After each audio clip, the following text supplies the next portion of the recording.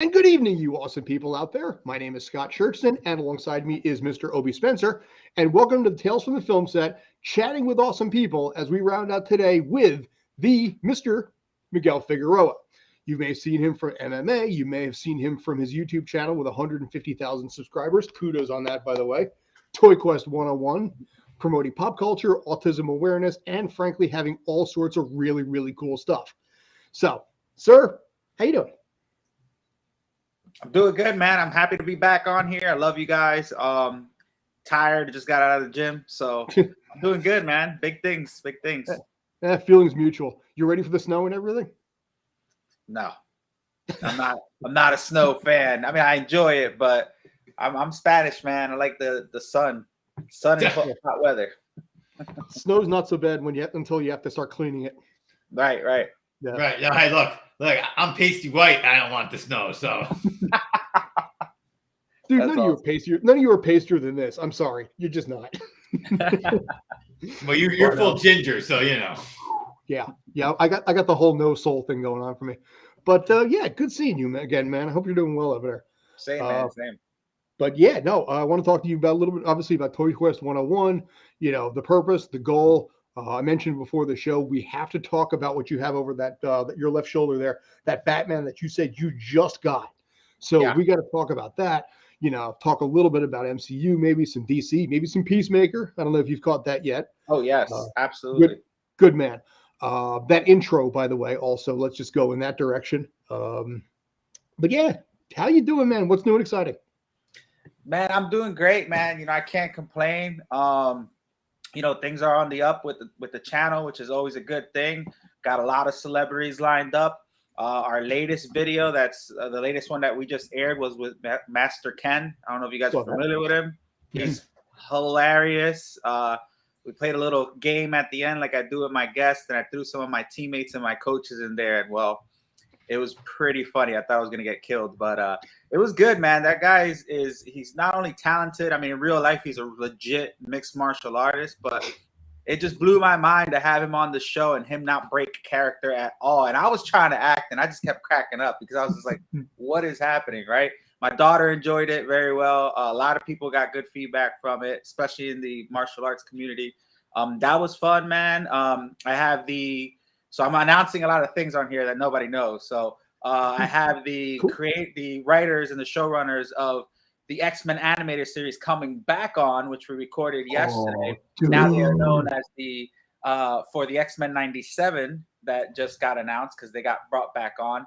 And they reviewed with me the new Mondo Wolverine 11th inch figure, which is kind of nice. So not only do we talk about, what to expect or not really what to expect because they can't really say much about the new show, but kind of like, the process where they went through, how when they announced it, when they found out, the excitement.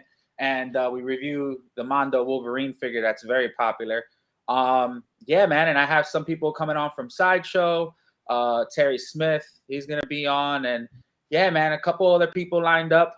A lot of statues. We got a good sponsor. If you guys follow my Facebook group, I throw a lot of statues out there for people who collect, and that's one of my sponsors there. We try to get them, some sales and stuff.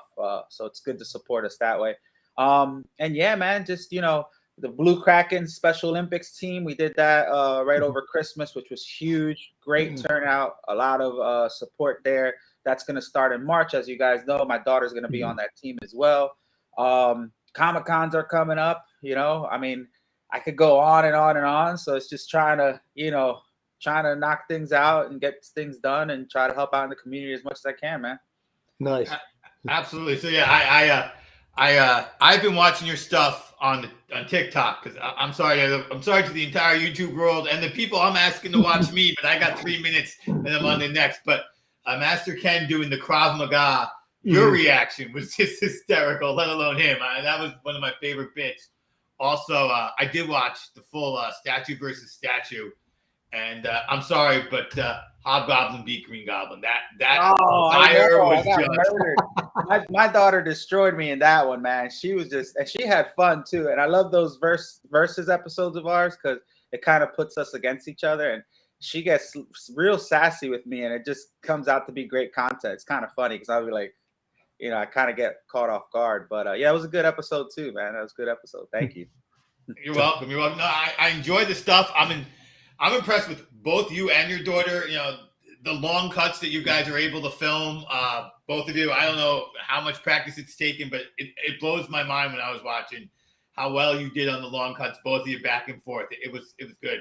Yeah, I appreciate it, man. I think, you know, over time, I think now she's the expert. I'm the one always messing up. It's kind of funny. But it's funny because when people ask us how we do our videos, they're pre-recorded, but they're straight. You know, it's very rare that I do cuts now because the videos tend to be a little longer because the statues are a lot more intricate and more like, you know, million pieces to them. I have to cut some things just so we could, you know, make sure that I'm giving a good visual for the audience. But man, she's coming from not wanting to talk and, you know, having issues with anxiety and things like that because of her autism and stuff. And now she just, you know, is so good on camera in front of people. It's amazing, honestly. And it's a blessing. So it all works out, man. It's good. Oh, yeah, that must be awesome. I mean, anyone watching their child grow is fantastic. But when you know you're watching your child grow over the obstacles that they have, that's even better. Absolutely, man. Absolutely. All right, so let's get into it. Like I said, I really want to see that Batman that you say you just got that. Can you bring that forward? I'm gonna zoom you in. This is the Batman Batcave from Prime One Studios. This is the statue of the year last year in a lot of collectors' eyes. I mean, it's amazing. I don't know if you can see this. I'm gonna try to bring the camera up to it. So this is the actual statue itself. Obviously, it's Batman walking through the Batcave. Now, Prime One Studios, this is from Batman Hush, by the way, which is a very iconic comic book line, you know. And the cool thing about it is that his Bat computer turns on. I'll try to see if I can turn it on here for you guys. I don't know if you can see it flickering and stuff. And also, I could do this too. Ready? All right. And as you can see down here, oh, okay. Busts, and I could go ahead and now put Bruce Wayne on there. So it's very detailed, man. It's, you know, it's not a how you say, inexpensive statue, because it was very expensive. I mean, that thing ran about $2,000, especially now with shipping. And it's just, you know, I'm a big fan of art, man, and I just think they really nailed it, especially coming from that iconic comic book line. And you know, the portrait swaps, and they came with smaller busts. I mean, he has a million bats around him. I could change his grappling hook into a batarang, so he has different arms and stuff that you could put on him. These statues are getting crazy, man, with the designs and stuff. And you know, this is probably one of my favorites in my collection right now. And I just absolutely love it. He's huge too. I mean, it's a big statue. He's probably from my my waist up to my head. That's how big he is. So he's pretty big. I had to make a freaking box for him because he's too big to display like on a shelf. But yeah, man. And I just kind of made a little, you know, my shelf isn't done yet. A bat shrine. I have a little bat shrine there. What I absolutely love. But yeah, the video's out on YouTube. If you guys look for it, it's a couple videos down. The Geek Statue Show episode of that.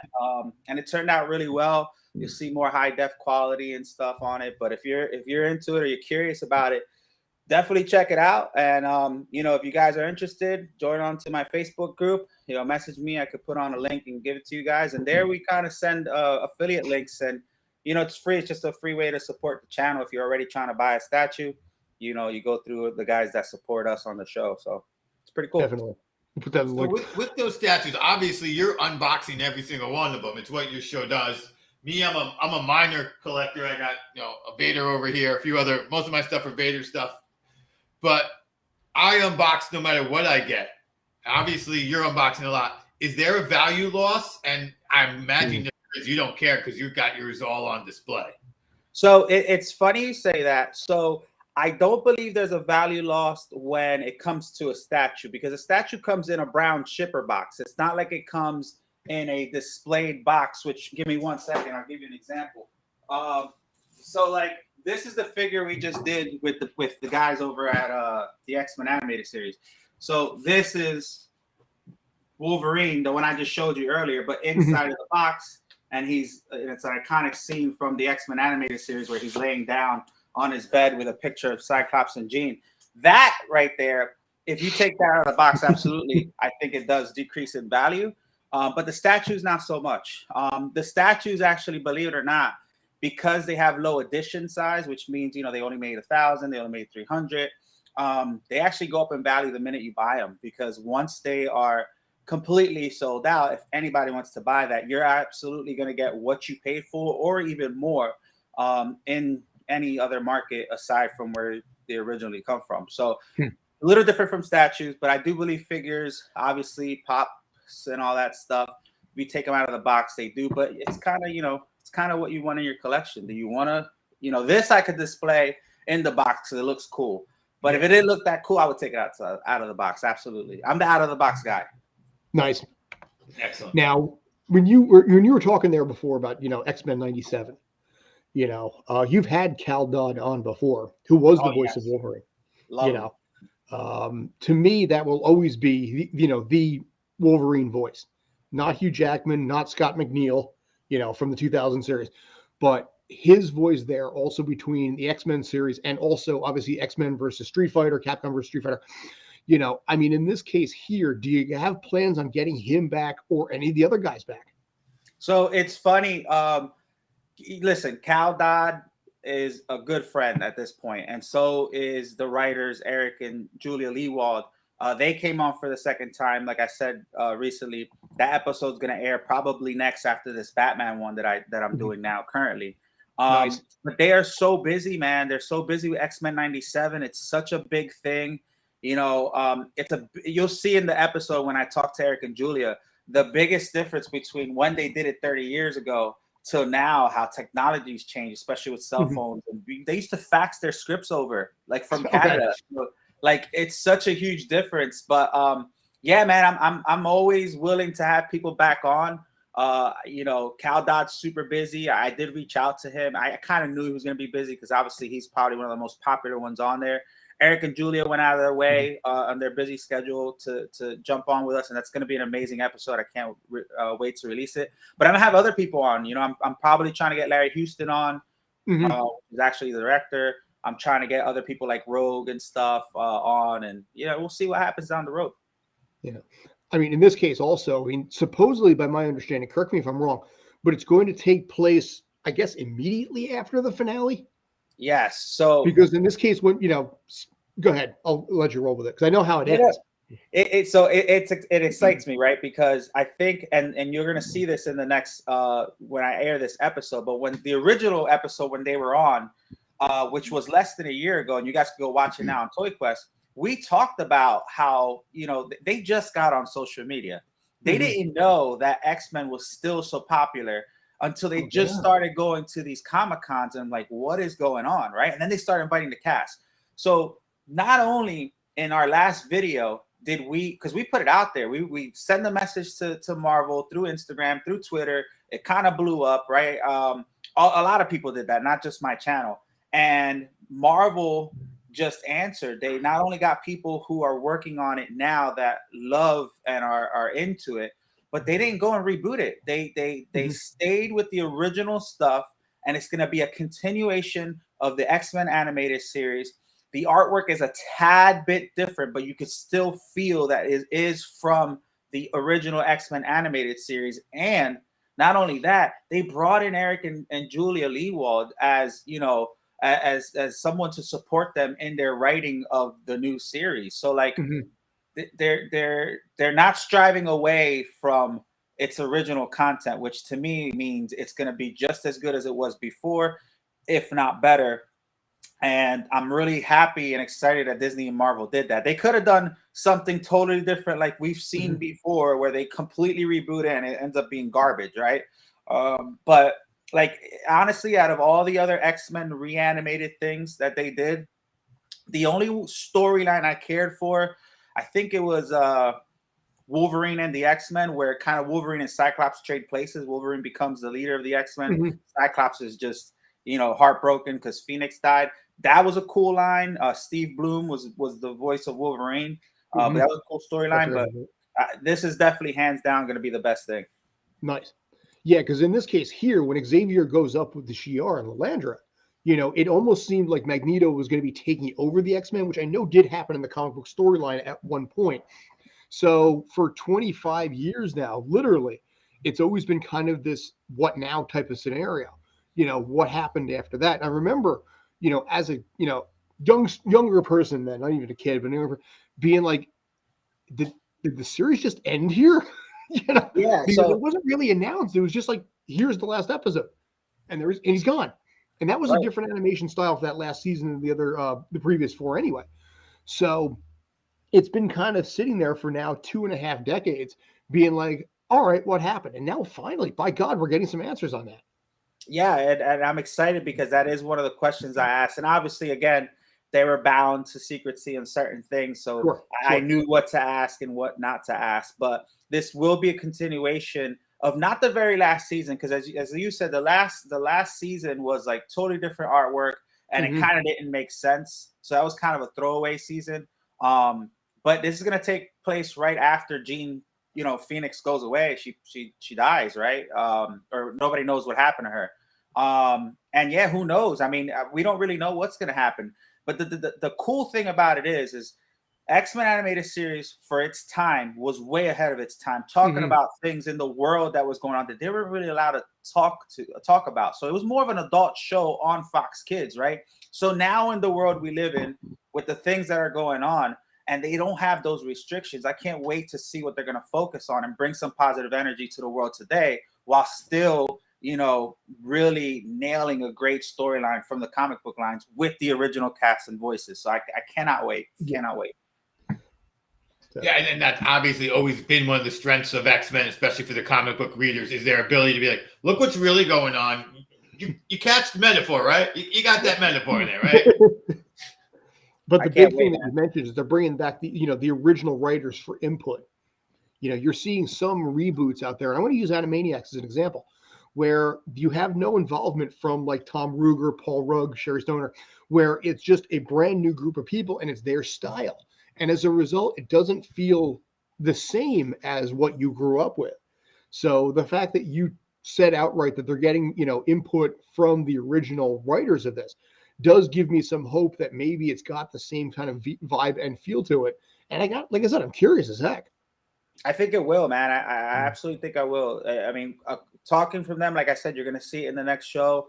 I encourage you guys to go see the original episode that we did with them prior to that, kind of talking about what if they started another season. And they really didn't know this was going to happen a couple months down the road, which is funny. And so I got them back on to be like, oh my God, we put it in the universe and look what happened. And I'm really proud of them. Like, you have to put yourself in their shoes, right? They back then Fox Kids was dying, X-Men was the one that put them back on the spot. They took a chance, they nailed it, right? And now, not only years later with all this social media, not only do you have our generation, but it's been on Disney Plus, so Ileana knows what X-Men animated series is, right? So now they have multiple generations waiting for this comeback of this epic saga of X-Men animated series. Now that comic books and pop culture is so popular, I mean, the pressure's on. Disney and Marvel have to nail it, right? So I'm excited. They told me they had like around 60 people working just on this film, which is way more than what they were, or a series, which is way more what they did back then. And again, unfortunately, Cyclops, the guy who played Cyclops, is no longer around, or Sabretooth, but the rest of the cast is there and they're happy. And man, Cal Dodd, dude, I talked to Cal Dodd and he's just like, dude, I can't believe it. I'm Wolverine again. And it came from the heart. And I was like, oh my God, I got all emotional. I'm just happy for him, man. Dude, absolutely. I'm jealous of you too, by the way, for the record. Thanks. So. But yeah, talk to me. Obviously you mentioned some of the stuff that's going on with Toy Quest, and the people that you've had on, and obviously the cool stuff that you have with with Statue Review, and I'll throw that back right there. But you know, you guys are at 150,000 subs now, I think, or right about that, aren't you? Yeah, man. Did you cross 150 or you still at 149 and change? I'm still there. Unfortunately, we've been having issues with YouTube and stuff for the past year, believe it or not. But my subscribers still keep growing. I've been trying to fix that issue with YouTube. But on the flip side, I am now involved with the YouTube Shorts community, which is a part of YouTube, but it's different. So you're going to see a lot of Shorts, which is basically TikToks or Instagram Reels, but the YouTube version of it. From us on there too. But, you know, like I mentioned before, you know, this was never supposed to really happen. It kind of blew up. So I'm faithful to our viewers. I'm grateful for the subscribers. You know, everything else kind of doesn't matter to me. I'm just blessed with, you know, the messages that we're able to, you know, come across the world with. And I'm grateful for all these celebrities that believe in us and give me the chance to talk to them. Right. You know, it's just fun, and I'm just doing it for everybody watching, and mostly for kids and my daughter, and you know, I'm here for the ride, man. Nice. So I'm gonna go back to more father questions because, like you, I have kids, and when it comes to the pop culture, especially the MCU, Doctor Who for one of my kids, like that nerd stuff, they're big into. My kids totally not into sports at all. Which I have a huge side of sports in my life. And, you know, I get to sort of like, this is what I do with them. This is what I don't do with them. Is your daughter watching the MMA with you, or is that just you on your own, some time to be you? You know what's funny, man? It depends, right? So Ileana got really into jiu-jitsu. She loves jiu-jitsu. She doesn't really watch MMA with me like that, but she knows who Ronda Rousey is. Ronda Rousey was with Sonya Deville, which is, you know, one of my former students, and she loves Sonya Deville, and you know, she's really into that. She knows I love it, right? And as far as like pop culture, like obviously, you know, she didn't watch Boba Fett with me. Nobody did. I love Boba Fett. Some people I know were like kind of on the fence about it, but she watched Cobra Kai. She loved Cobra Kai, and I'm like, you gotta watch Karate Kid. Like, forget Cobra Kai. So like I had to make her go back and watch Karate Kid, so it would make more sense. But she absolutely is in love with Cobra Kai, which is kind of cool. So it's kind of back and forth. And when we do the shows too, you know, obviously I get to introduce her to things. You know, when Rob Paulson was on the show, I didn't know who Animaniacs were, and Rob Paulson absolutely made my daughter feel so comfortable, and my daughter just became a fan right off the bat. The minute she got home, she watched all the Animaniacs, which is kind of cool. And then on the flip side, you know, when Ileana was younger, she had me doing My Little Pony or all this stuff that I had no idea about. So I'm on here, you know, on the channel, like, oh my God, look, I got, you know, Stardust or whatever the pony's names are. Like, no idea what I was doing, reading off the box. But it's fun, man. It's fun and funny because I'm just like, oh my God, why are we getting this? So, but it's cool, man. It's kind of back and forth, but it's one of those things that you grow, you know, as a father and their daughter, and it just ends up being fun, man. It really does. Nice. I hear you. My son is a Pokemaniac. I don't even know what the right word is. So, you know, over time, we learn things as parents about what's going on. Like now we know what the term starter means, whatever. My wife has a favorite Pokemon. And when the pandemic hit, my son had to move home from school. He literally went and bought me a Switch. Like it's all saved up his allowance. Like, now you're getting a Switch.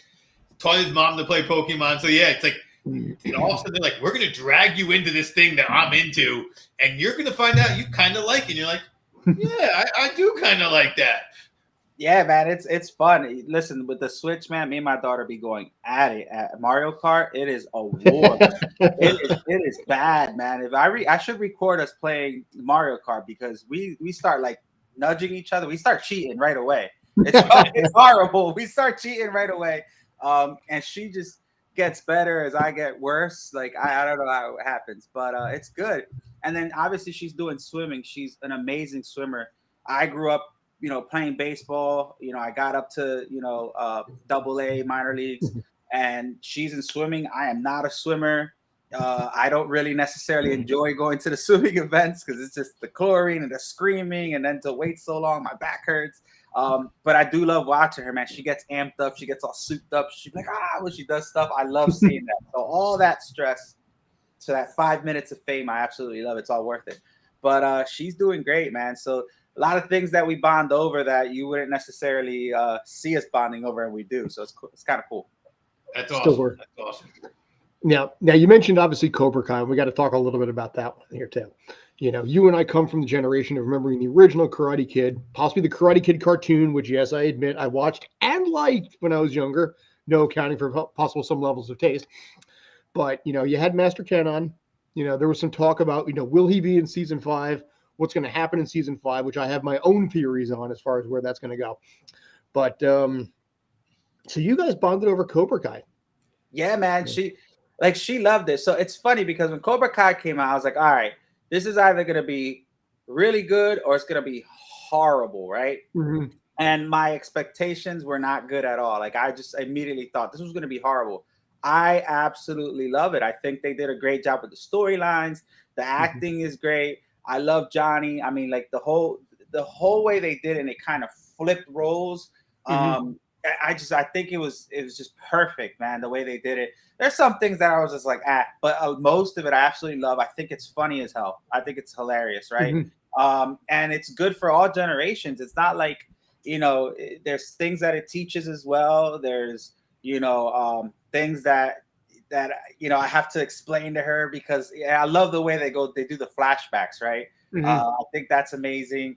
You know, I just love everything about it, and it keeps surprising us every episode. Instead of trying to jumble everything in, you know, when Kreese came on, all that stuff is pretty cool. And I think Master Ken's a little salty, man. I really do. But he has a point, and I didn't listen, everything that when we interview, it wasn't rehearsed. Maybe the beginning was, right? Where I introduced him, right? But everything was not like rehearsed. He didn't know what I was gonna ask him. And when he started saying, hey, look at what, you know, he had a red gi on. I have a red gi. Their high school mascot looks like my tiger. Like, it really sounds like Cobra Kai kind of bit off his show. So I think it's his way of wanting to be, you know, in Cobra Kai. But would you imagine, even if he was a cameo in Cobra Kai, how great would that be? That would be amazing. So hopefully somebody sees it in Netflix and Cobra Kai. I tagged all of them, of course, and you know, puts them in there. I think that'll be pretty cool. It's got room for that because it's going to run out of original movie cameos eventually. So pulling him in is not a bad idea.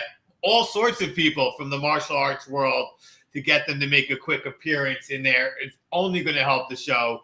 Only going to kind of build credit for the show. Yeah, I finally decided this year that I was going to watch it after not watching it, because just the excitement that people are having for season 4, I was like, all right, let me catch up and see. So I'm glad I did. But yeah, it's the perfect, you know, we were talking about when they're, you know, bringing back X-Men. Like here, it's the perfect amount of nostalgia. It's a decent amount of drama and comedy, a little melodramatic over the top every now and then, but like on purpose. You're like, I think they're doing that on purpose just to keep it going. But a little CW overall, in there is necessary. solid storylines and believable storylines. And the one guy who I think needs to, of course, make a appearance is NPH, since he literally created the Johnny was the good guy storyline. Yeah. Well, I don't think he could. How I Met Your Mother. How I Met Your Mother. His character Barney brings out the Johnny is a good guy storyline. That'd be cool, man. That'd be cool. I can't wait, man. I think they're doing a good job with a lot of shows, especially Netflix. Netflix has been killing it, and Disney Plus. I mean, you know, we've been definitely entertained. You know, Peacemaker, Boba Fett. I love them all, so I can't wait. So you did like Boba Fett, huh? Scott, I thought you were going to resist, Scott. I thought you were going to resist. No, I did this on purpose because I had a feeling somebody might have not liked it, and I have. Listen. This is going to be interesting now. So there were certain things I absolutely hated. I will tell you this, and I'm sure we could talk spoilers because if you didn't see it, it's your fault now. So whoever's hearing or watching, sure, no, it's fine. All right. So full disclosure, I will be saying things, but that episode where the biker guys came out in their little Vespas, I almost stopped. Go Power Rangers! Oh my God! I almost immediately stopped watching the show because I was so upset because they're overacting. It was just they were kind of pointless, right? I didn't like them. Nobody, I think nobody did. Dude, and I have friends that are real into Star Wars, right? And they didn't like it. They're like, "Oh, it should have never been called the Book of Boba Fett." And I'm like, who cares, right? I did love like all the new people, right? I absolutely love the Wookiee. Forgot his name. Yeah, I know. I keep calling him Carful, but it's not. Kersantin. That's correct. Yeah, that's it. Absolutely love him. Even though, like, towards the end when they were battling, like, he would like, "Oh my God, I'm down," and all of a sudden, "Hey, I'm back up," and then I'm down again. I'm like, dude, like, he's the Wookiee. He should be strong. Forget about that, right? At the end with the I can't think of the names now. Cad Bane. Oh no, that I flipped. I literally got out of my seat. Was like, yeah, I knew it. Like, I don't know why. When hated that. What? I'm about to log off right now. You're killing Here's why. Let me just say that. Why? Cad Bane beat Obi-Wan Kenobi in a lightsaber fight and fought Ahsoka and Anakin in their prime to a draw. That kind of guy does not lose to Boba Fett like that. That was my problem. How do you know he's dead? What's that?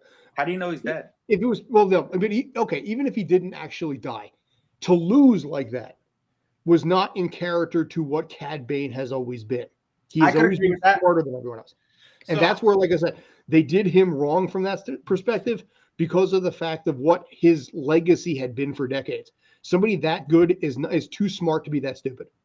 I could definitely agree with that, but I was hyped to see him though because I wasn't expecting. No, dude, it was great. Having Corey Burton back as the voice again was great, and he looked great. He looked amazing. I hated the way he went out. No, I know folks who were getting angry and trying to make him look more like the cartoon. I was like, no, what are you talking about? This is as good as you're going. This is perfect live action. He was great. Perfect. Yeah. And I knew it was him the minute like he started looking in the distance and I saw like this figure. For some reason, I was like, that's him. It has to be him, right? So I loved him, even though I will agree with you on that. But who knows how many people have died in Star Wars and come back for some reason, right? Darth Maul came back half machine, right? You thought he was gone. Which was obviously very good in his own right as well. Right. So then I will say this, though. The second to last episode with the Mandalorian really got me in my feelings. I was so pissed off that they didn't let him see Grogu. And then on top of that, right, I'm over here like in my feelings. I'm like, I wanted him to see Grogu. Like, what the heck? I was so mad, right? I guess my father instincts came in. I have no idea. I was just really upset, right? Like, I was stressing. Like, my girl came in, like, what's wrong? I was like, you couldn't see Grogu. Like, what is? She's like, what are you talking about, right? I kind of felt the same thing there, dude. I was so mad, and then it pissed me off even more because at the end, freaking Luke is like, you got a choice, buddy. You're either gonna be a Jedi, go back, and I'm like, how are you gonna do this to this kid? Like, are you kidding me? Like, right? And then the last episode really got to me, and I was so happy that happened. Even though, I wouldn't have been mad if he would have went, with Luke, but I'm kind of glad it happened the way it did, right? Because he might not be fully trained as a Jedi, but he has the Force, obviously, and I mean, I think it's the best of two worlds, and I just can't wait, man. I can't wait for the Mandalorian. But I like that they kind of put the Mandalorian in there, even though nobody liked the fact that they tied in the story in there because it was all about the Mandalorian. But I didn't care, man. It all ties in anyway. Yeah, it felt a little out of place, but I think my opinion, the best episodes of that series were the ones the Mandalorian was in. Yeah, I agree. I think that I loved any of the Sand People episodes. I love the episode where I think it's the second, maybe it's the third episode when he does steal the speeder bikes, trains them all up on the speeder bikes, takes the trip with the thing up his nose, and I love that whole episode. I love the backstory stuff. I love the Mando stuff, but the story that it was telling that was where it got soft, and I think it's because everybody has their own opinion of who Boba Fett is, depending upon what you decide is your canon about Boba Fett. Is it what you just saw in the movies? Did you read the books? Did you only do comic books? So it was so hard for them to nail the character because he's so many different things to so many people. And they're like, you know what we'll do? We won't do that character. I think they realized it after they started. This is a mistake. This is too hard to get right. And that's why I think they said, let's bring in the character everyone knows, which is Mando, and give him a couple episodes and build it all together that way. And yeah, it did work to me in the end. There were some wrinkles, but nothing. I mean, yeah. When it was competing Wednesday and then Thursday was John Cena, yeah, it felt like it was lacking. But if there wasn't John Cena on Thursday, I would have been fine with it. Right. Completely. I agree. But, it's like everything else. You never know what's going to happen. Maybe they're going to flip the script on us with how Boba Fett is next season. Right. Maybe something, you know what I mean? Like, you never know. But I enjoyed it, maybe, I guess, because of all the new people, all the cameos. And it just looked good. I mean, some of the editing they kind of messed up on. And I was like, man, this is Lucas. Like, how you could have messed up the name? But I loved it, man. I absolutely loved it. I loved it. Nice. My wife loved it. For the record, she watched it a second time and made me watch it with her. So that's a double bonus point if I can watch Star Wars with my wife a second time instead of Harry Potter. Now I don't want to give Harry Potter too, though. I don't hate Harry Potter, but that's her world right there. It's always on. So well, same. If it's not Law and Order, which is probably on right now, it's Harry Potter. But yeah, speaking of that, my girl's the same way. Is that like a girl thing? Law and Order and Hallmark too? Is she a Hallmark thing? My wife finds Law and Order relaxing. It's like, dude, there's a child rapist. I know. It's like, no. I tell my girl all the time, I was like, you're gonna end up killing me, aren't you? Like, what is happening? Give me anime and cartoons on Hulu. My college girlfriend, she's the one who introduced me in Law and Order, and of course at that point, believe it or not, it was already on reruns. So every night we had to watch the darn show before we went to bed. It was like, okay, let's go. I mean, I will say this: the Law and Order season 21, the original series, rebooted tonight, and I watched the intro, and I got to tell you, it was really, really cool to see Sam Waterston again. I mean, he's 81 years old. We're not going to deny it, but there was just something right about seeing him and seeing that again, even though I'm not a fan of the series. So leave Law and Order alone. It's a national treasure. Here's the thing about like I said, it's to me is kind of a staple in some ways to society, but I mean, in this case, there's I knew what you meant. He said it's a national treasure. Yeah, well, like I said, when you see Sam Waterston, mean like national treasure, like the movie National Treasure?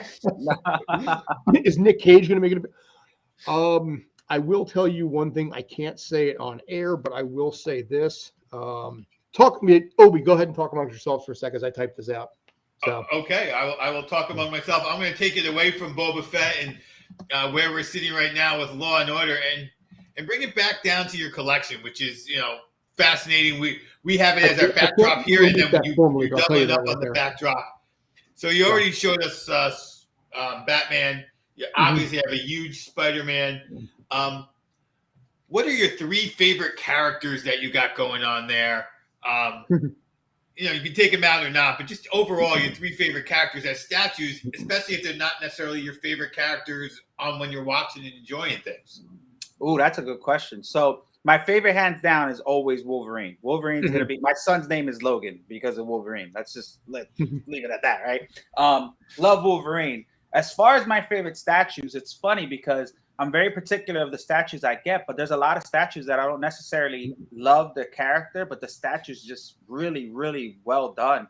My favorite statue, though, right now in my collection is obviously the Batman, right? And I'm a fan. If we're talking DC, Batman is my favorite, right? I do have, I don't know if you could see it this way, and excuse the mess, because as you know, I have a lot of stuff, but I don't know if you see Hulk versus Wolverine. I'm gonna move it over here. Go. Yeah, no problem. Oh wow. Oh yeah. Okay. I had a poster that years ago. That's paying homage to obviously the first appearance of Wolverine, which is Hulk 181, with the short ears, where Wolverine's sent to defeat the Hulk.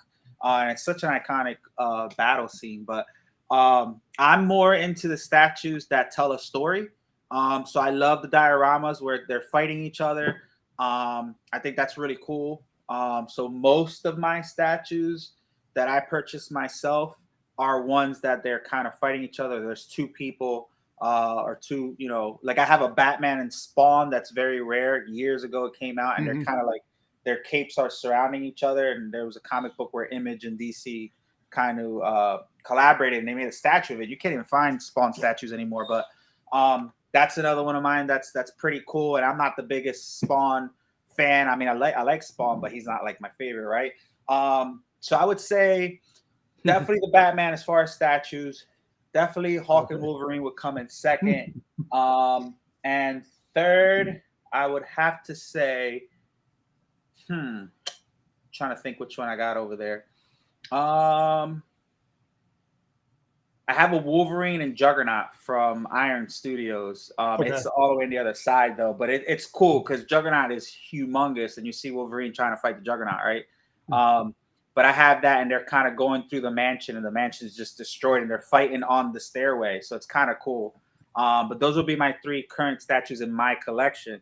And as far as heroes go, Wolverine for Marvel, Batman for DC, but I'm really into villains. I love the Joker, love Sabretooth, Omega Red, Magneto, things like that. What's your take on Deadpool? I like Deadpool. I like Deadpool. I'm glad Ryan Reynolds did him justice, because I absolutely hated what they did with Deadpool in Wolverine and the Wolverine. If at first you don't succeed, try again. Yeah, I mean, listen, if it wasn't for Ryan Reynolds, he wouldn't be a thing. So I really like Deadpool. I like his character. I think he kind of evolved or after the years, because in the comic books he wasn't anything like what Ryan Reynolds has. But Deadpool's awesome, and you know, they're the Deadpools are always the funnest characters to see people cosplay at Comic Cons, because they're just acting a fool and it's hilarious. So. Now, I wanted to basically pick your brain on this, since we're talking a little bit about Wolverine. For a while there, for Multiverse of Madness, they were doing 6-day-a-week reshoots, which is buckets of dollars being spent on as far as crew overtime and everything like that goes. The reason I wanted to ask, though, and I wanted to get your thoughts on this, rumors have persisted for a while that Wolverine in a new format will be taking form. Supposedly, rumor has it that Daniel Radcliffe will in fact be playing Wolverine in some degree of cameo. I wanted to get your thoughts on it from either one of you guys, really. Do you think he can do it? Would you believe it if you saw it? And do you think it's going to happen? I'll let you go first on this one, because I'm curious. So I'm actually gonna refer back to Guns Akimbo, where he was in there, and that was a very Wolverine-ish sort of thing, where he had the gun stuck to his hands, and he proved he had some action chops. And I love the idea of sticking with the more Hugh Jackman body type, less huge. Maybe he's going to have to hit the gym and get cut, but a less huge, more cut version, I'm good with. So maybe he can do it. And look, get himself 2 franchises under his belt. Good for him. Yeah. So my thoughts, right? It's one of those things where, in my mind, I absolutely hate it. But just like the Batman, I'm telling you right now, he's gonna kill it. I know everybody knows him for Twilight. I could promise you he's gonna kill it. And at first, and my girlfriend loves him, Robert Pattinson. But at first I was like, oh, it's gonna be horrible. And then I'm like, you know what? This guy's gonna kill. He's gonna be such a good Batman, and he's so fixated on everybody forgetting about Twilight that he's gonna absolutely do great about Batman, right? So can I interrupt you for 1 second to agree with you? When I saw him in Tenet, I was like, he's gonna kill this in Batman. The moment I saw him in Tenet. Right. So I think it's the same thing with him, right? Like you said, the movie where he had the guns attached to his hand, he did a really good job. And if you look at this picture, he looks like, you know, a Wolverine. And remember, it's gonna take place in alternate universes or different timelines and stuff. So this might be a version of Wolverine that they could be leaning towards. And I think he'll kill it. He has the size for it, right? I mean, if you guys remember when they were gonna cast Wolverine originally, they were he's actually taller than Wolverine is 5'5". Yeah, they were gonna try to cast Danny DeVito for freaking Wolverine before. But I think I think if we see it, I think it'll be cool. It'll be funny. But in my honest opinion, I think we're gonna see Hugh Jackman. I think we're gonna see Hugh Jackman. I know he retired, but I think after all this, he's gonna do it for the fans. And I think I don't want to ever see anybody but Hugh Jackman. Look, if there was one person that I could see play Wolverine, and I don't want to see him play it, is freaking the guy who played Venom, Tom Hardy. Tom Hardy. Yeah, and I can't because he's been everybody already. He's been Venom, he's been Bane. I mean, he's everybody. He's good, but he's the only guy. You know who else would be a good Wolverine? The kid that played the Rocket Man and yes, from Kingsman. Yes, I think he would be a cool Wolverine as well. Other than that, I have no idea who would play Wolverine, and I would be open for them to get somebody who we don't know to play the role. But it's kind of big shoes to fill because I think Hugh Jackman just did such an amazing job with Wolverine, especially in Old Man Logan. I think it was pretty cool, but I'm open to this. I'm open to this. I'm not against it either. I mean, here's the thing. It would, if anybody, it would probably be Hugh Jackman first. Now, that's not to say they might have two Wolverines to do a proverbial passing of the torch, because that's always plausible as well. But Hugh Jackman is what people know first. But you guys, I mean, you took basically everything I was going to say there. Robert Pattinson, even Michael Keaton, people had doubts, and you're like, oh, actually, he's pretty good. You know, I mean, I could see if Daniel Radcliffe were to bulk up a little bit, I think it could work, because I think right now, I think even here in this picture, he's a little too Harry Potter-y, and I think he's trying to escape that one hardcore, just like Robert Pattinson's trying to escape from, well, actually, I was going to say not just Twilight, but also Cedric Diggory too. Oh yeah, you know. Yep. So I can see Daniel Radcliffe wanting to expand out and maybe take something a little bit darker, a little bit more dramatic. Emma Watson's already pretty well broken out. Rupert Grint's got a show, I think, on Netflix, or Hulu. So they're starting to escape. And Rupert Grint did a war biopic, which was really, really weird. But these guys are trying to break away from the Harry Potter, you know, feeling of everything. And I could see him being a solid Wolverine. I really could. I could see it. Maybe for a cameo. I don't know about a role, but like if it's a cameo type thing to see a different version of Wolverine, I think it'll be cool. You never know. Yeah. I think it's really hard for him to get out of being Harry Potter, because he has tried so hard in so many ways. He was in that movie where he was the undercover. He was the undercover FBI agent in the white supremacist group. He did that play where he did full frontal nudity, equine. Yep. Like, he's been trying, but then you go and you put it on TV, and 24 hours a day, 7 days a week, there's a Harry Potter film on, and he's Harry. I mean, look, to this day, you still look at Shatner and tell me you don't see James T. Kirk. Like, he's just. You don't see Rescue 911 or TJ Hooker with that? No. Or Boston Legal? Or Boston Legal. I love Boston Legal. And I still go, oh, look, Captain Kirk's on Boston. I know, right? Like Picard, he got it. Some people can, I don't know what it is. And I think it's about the character and the person doing it. They come too tight. Mm-hmm. And then for him to try to break out by going into Wolverine, a character who's defined by an actor over so long, that's a bold move. I think it might actually be the only way to do it, because he's literally trying to be somebody else. I have two words for you: Mark Hamill. And you know, and I was like, yeah, Miguel, you know exactly what I'm talking about here.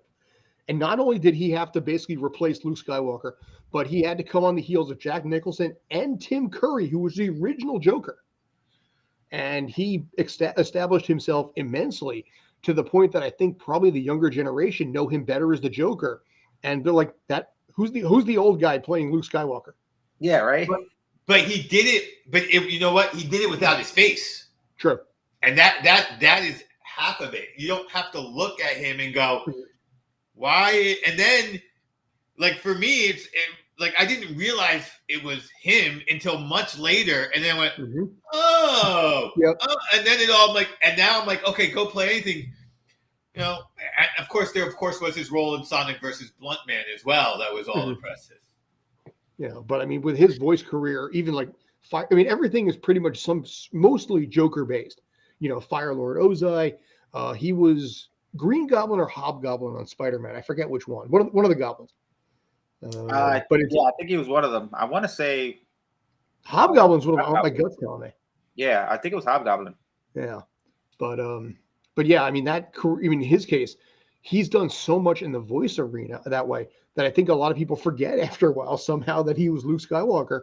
And the sequel trilogy, Like Him or Hate Him, reminded people, oh yeah, he's Luke. Yeah, he's, man, what a talented guy, man. What a talented guy. I want that dude on here so badly too.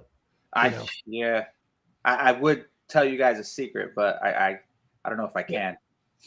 You can type it in the chat. Be a secret. If you want to type in the chat, we can talk about it. I'll tell you after.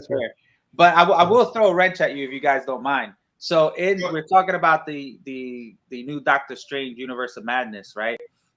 Did you guys catch when he was brought up to a panel of certain people, and that certain people might be Xavier and the Illuminati? Did you see that at all?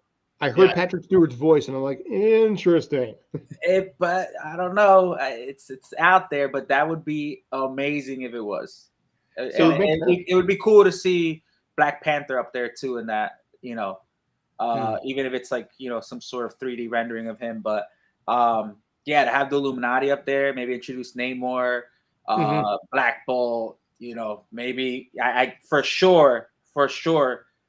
Reeves is going to be on there from the Fantastic Four. So we'll see what happens.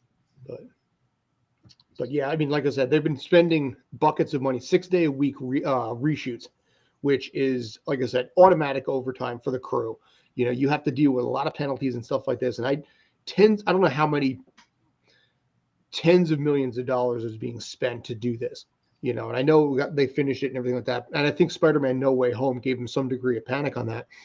But it'll be interesting to see what the payoff is, really. Yeah, for sure. So I personally get scared when I hear that, because all I can think about is Justice League and Han Solo. Like, that's what I think when you go, all this reshoot. I'm like, oh no. Look, I'm Henry Cavill. Oh no. But so we're gonna maybe slowly start wrapping this up a little bit, because actually it's been almost an hour at this point, dude. But again, let's bring it back to where we started on this. Toy Quest 101. Talk about it, plug it, promote it, everything you need to do. Yeah, so basically, for those who are not familiar with us, Toy Quest 101 is a pop culture review channel that inspires kids with autism and special needs and people worldwide. Basically, the show came about because my daughter has autism, and she thought she couldn't be on YouTube because she had autism. So as a father, it broke my heart during that time. I was remodeling my basement because I grew up with pop culture and comic books, and I slowly started decorating it. I set out a table. We did a show with her, and she turned into a totally different person. And we decided to continue on with the show to inspire other kids that might think that it would be a roadblock. And ever since then, like you said, we've had over 70 million views. We got the YouTube Play Button Award. We've helped out so much in the community. We have celebrity guests come on to the show. I mean, we got all types of fans from around the world who either watch it because of the story behind it, or just because they generally like pop culture. But we do it all, and you guys could find us on Toy Quest 101 on YouTube, on TikTok, on Instagram, on Facebook. We have the Facebook group. If you're interested, you can hit me up. I'll send you a link. There we kind of, news on new toys, on statues, how you can get them, contests. I'm always throwing contests out there. Our episodes. It's a big community out there. There's other YouTubes that I like to share their stuff too. And just anything to help out where we can. We're always trying to do. But yeah, I always ask people to support us. I never ask for Patreons or money or anything like that. The best way to support us is share, subscribe, and that's pretty much it. That's just follow us, and enjoy the ride. And if you guys are interested in new episodes or have questions, I'm constantly answering people. I've become friends with random people that I have no idea who they are throughout this whole journey, and I get people hit me up all the time over things, or just if they want to talk, if they want to talk comic books, if they need a question answered about a specific product, or if they want my opinion. Doesn't matter. I'm always there, and it's fun. And like I said, if you guys are interested, just follow us, hit me up, and you're more than welcome to join the community. Throw that back down there too for the for stature review as well. Thank you. Oh, no problem. So yeah, thank you as always, man. You, like I said, you rock. We never really talked too much about boxing, MMA, and the rest of it tonight. Say a little bit. That's talk about wrestling one day. I'm waiting I'm coming back on. We're already doing this. We will make this work. We're gonna talk like I wrestling. said, at this point now, we also do live stream reaction and commentary on the Stream Punk sports side of things. So wrestling, MMA, if you ever want to do live stream reaction and commentary to wherever's going down there, believe me, we will make that work. 100% will make that work. So cool. Obi, any final thoughts from you before we wrap this up? Yeah, I'm going to take a moment to, plug my own stuff. Tomorrow morning, a new episode of Drinking from the Garden Hose is dropping. Get that wherever you get your podcast. We really got Ed riled up this week, and it turns out he knows about the royal family. So you got to listen to Ed's take on that. Nice. That's what I got coming up. And of course, all the stuff that we're doing here, which I'm sure Scott's going to give you guys in just a second. Yeah. To keep it simple, tomorrow night, 7 p.m., we got What Grinds My Gears, roundtable forum about all the things that are frankly annoying us in life, just as a simple vent session. Sometimes it's therapy. For some people, sometimes it's just, why is this happening? And then Saturday, we're basically kicking off MLS, where I will be covering the Philadelphia Union Minnesota United game, breaking that down, taking questions, live stream reaction and commentary, since I do write for NYCFC and MLS to begin with. Give me questions, give me thoughts, give me complaints. Philadelphia, in a lot of ways, the fans out there were pretty pissed about the fact that they lost to NYCFC in the Eastern Final because 11 players on COVID, you got a depleted roster. Yeah, you're probably going to lose. So break that down on Saturday as well. And then, like I said, Tales from the Film Set, Stream Punk Sports. So yeah, thank you, man. I appreciate this. Like I said, you are awesome. Guys. Grateful to you and Ileana. We'll definitely talk soon. And again, if you want to do MMA and wrestling commentary as it happens, by God, we will knock that out. I'm down. Anything to help out, be back on. I love you guys, so I'm ready. Same. Thank you. And again, thank you for coming on. Yeah. Love your work. Thank you. Thank you as always. You guys too. Appreciate that. And like I said, we'll be back tomorrow night. Got any questions, thoughts, ideas, compliments, or complaints? Talesfromthefilmset@gmail.com.